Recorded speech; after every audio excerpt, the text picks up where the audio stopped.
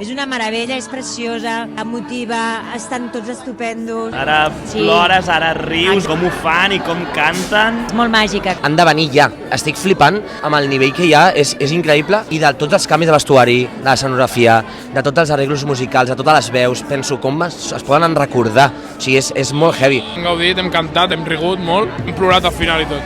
Llàgrima viva. Per de formació professional, com ho fan?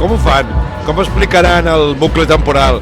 I és un moment de molt de descobriment. És tan bona, és tan ben feta, que nosaltres que també fem musicals fa una mica de ràbia i tot. M'ha agradat molt el català. Era prou laxa com per dir un barbarisme, no passava res. Jo surto enamorat amb ganes de tornar-la a veure. Jo soc molt de comèdies romàntiques, llavors per mi és el Love Actually que necessitaven, m'ha encantat, he plorat, m'he emocionat, sóc així jo.